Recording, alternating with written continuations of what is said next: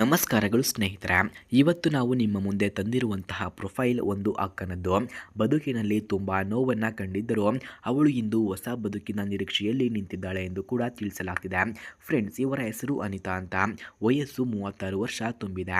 ಬೆಂಗಳೂರು ಮೂಲದವರು. ಮಧ್ಯಮ ವರ್ಗದ ಕುಟುಂಬದಲ್ಲಿ ಹುಟ್ಟಿ ಬೆಳೆದವರು.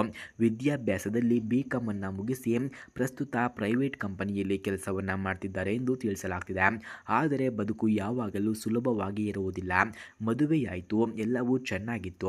ಆದರೆ ದುರಾದೃಷ್ಟವಶವಾಗಿ ಅವಳ ಪತಿ ಅಪಘಾತದಲ್ಲಿ ಪ್ರಾಣವನ್ನು ಕಳೆದುಕೊಂಡರು ಎಂದು ತಿಳಿಸಿಕೊಡಲಾಗ್ತಿದೆ. ಆ ಒಂದು ಘಟನೆ ಅವಳ ಜೀವನವನ್ನೇ ಬದಲಿಸಿತು. ಒಬ್ಬಳೇ ಮಗು ಬೆಳೆಸುತ್ತಾ ಸಮಾಜದ ಒತ್ತಡಗಳನ್ನು ಎದುರಿಸುತ್ತಾ ಇಷ್ಟು ದಿನ ಕಷ್ಟವನ್ನು ಪಡುತ್ತಿದ್ದಾಳೆ ಎಂದು ಕೂಡ ತಿಳಿಸಿಕೊಟ್ಟಿದ್ದಾರೆ. ಅದಕ್ಕಾಗಿ ಸ್ನೇಹಿತರೆ, ಅವಳು ಈ ನಿರ್ಧಾರವನ್ನು ಈಗ ಮಾಡಿದ್ದಾಳೆ. ಯಾರಾದರೂ ಇದ್ದರೆ ಬೇಗ ಕರೆ ಮಾಡಿಕೊಂಡು ಬನ್ನಿ ಎಂದು ಕೂಡ ಕೇಳಿಕೊಂಡಿದ್ದಾರೆ.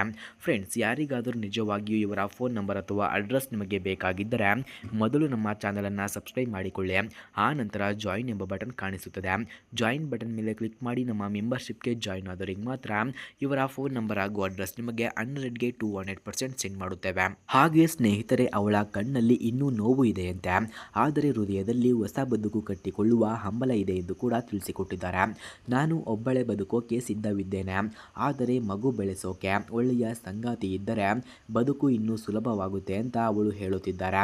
ಹಾಗೆ ಅವಳ ಆಸೆ ತುಂಬ ಸರಳವಾಗಿದೆ. ಪ್ರಾಮಾಣಿಕ, ಜವಾಬ್ದಾರಿಯನ್ನು ಹೊರುವ, ಸೌಮ್ಯ ಸ್ವಭಾವದ ಒಬ್ಬ ವ್ಯಕ್ತಿ ಜೀವನದಲ್ಲಿ ಬಂದು ಸ್ನೇಹಿತನ ಹಾಗೆ, ಬಾಳ ಸಂಗಾತಿಯ ಹಾಗೆ ಜೊತೆಯಾಗಿ ಬದುಕಬೇಕು ಅನ್ನೋದು ಅವರ ಮುಖ್ಯ ಆಸೆಯಾಗಿದೆ ಎಂದು ಕೂಡ ತಿಳಿಸಿಕೊಟ್ಟಿದ್ದಾರೆ. ವಯಸ್ಸಿನಲ್ಲಿ ಅಂತರ ಅವಳಿಗೆ ಮುಖ್ಯವಲ್ಲ, ಆದರೆ ಅರ್ಥ ಮಾಡಿಕೊಳ್ಳುವ ಗುಣ ಇರಬೇಕು ಅನ್ನೋದು ಮಾತ್ರ ಅವಳ ಬಯಕೆಯಾಗಿದೆ ಎಂದು ಕೂಡ ತಿಳಿಸಿಕೊಟ್ಟಿದ್ದಾರೆ.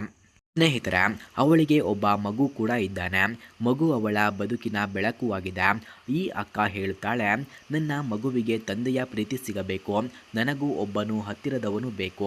ನಾನು ಅಷ್ಟು ದೊಡ್ಡ ಕನಸನ್ನು ಕಾಣುತ್ತಿಲ್ಲ. ಒಬ್ಬನು ನಮ್ಮಿಬ್ಬರನ್ನ ಒಪ್ಪಿಕೊಂಡು ಬದುಕೋಕೆ ಸಿದ್ಧರಾಗಿದ್ದರೆ ಅದು ನನಗೆ ಸಾಕು ಎಂದು ಕೂಡ ತಿಳಿಸಿಕೊಟ್ಟಿದ್ದಾರೆ. ಸ್ನೇಹಿತರೆ, ಅವಳ ಮಾತು ಕೇಳಿದರೆ ಹೃದಯವ ಮುರಿದು ಹೋಗುತ್ತದೆ.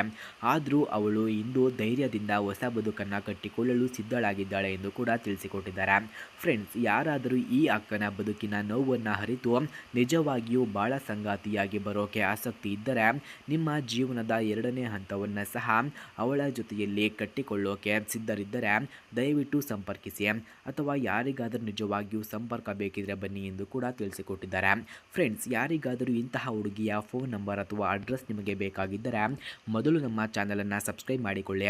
ಆ ನಂತರ ಜಾಯಿನ್ ಎಂಬ ಬಟನ್ ಕಾಣಿಸುತ್ತದೆ.